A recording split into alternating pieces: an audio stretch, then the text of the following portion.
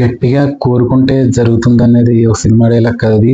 అది మేనిఫెస్టేషన్ యొక్క లక్షణం. అంటే ప్రకృతిని మనం గట్టిగా అడిగితే అది మన ప్రకృతి మాత మనకి ఇస్తుంది అనేది మేనిఫెస్టేషన్ యొక్క లక్షణం అనమాట. అది అలా పక్కన పెడితే మనం లైఫ్లో మొనాటిని అనేటువంటిది రాకుండా లైఫ్లో చిన్న చిన్న జీవనశైలిలో మార్పులు చేసుకోవడం ద్వారా మొనాటిని అంటే బోర్ అనమాట. బోర్ కొట్టకుండా ఉంటుంది. లైఫ్ చాలా హ్యాపీగా ఉండి ఎక్కువ కాలం జీవించడానికి అవకాశం ఉంటుంది.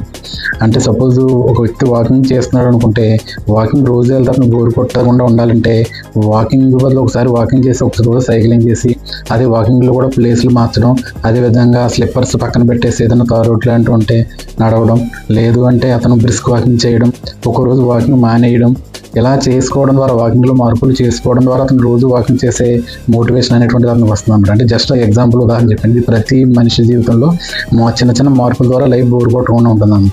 అదేవిధంగా చాలామంది రోజు కూడా బజ్జీలు తినడం, బిర్యానీ తినడం ఇలాంటి చేస్తారు. అలా కాకుండా మీరు అది టిఫిన్లు గట్టి ఇంటి దగ్గర వండుకుని వారానికి ఒక రోజు మాత్రం మీకు ఒకవేళ బయట తిని అదే బజ్జీలు కానీ ఇలాంటి జిలేబీలు, సమోసాలు ఇలాంటివన్నీ కూడా ఏమన్నా అలాంటివి తినాలనిపించినట్లు చాలామంది ఏం చేస్తారంటే రోజు విపరీతంగా డబ్బులు ఖర్చు పెట్టేస్తూ ఉంటారు అనమాట.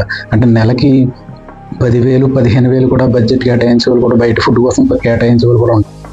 ఇలా కాకుండా మీరు వారానికి ఒక రోజు పెట్టుకుని ఆ రోజు మాత్రమే మీరు బయట ఫుడ్ తినేలా చేసుకుంటే కనుక మిగతాదంతా కూడా ఇంట్లో వండుకుంటే టిఫిన్లు కానీ ఇవన్నీ కూడా మీకు ఇన్కమ్ పెరుగుతుంది. దాంతోపాటు మీ వల్ల బయట వాళ్ళు ఎంత అధికంగా స్వావలంబన చేస్తున్నారో మీకే అర్థం కావట్లేదు అనమాట.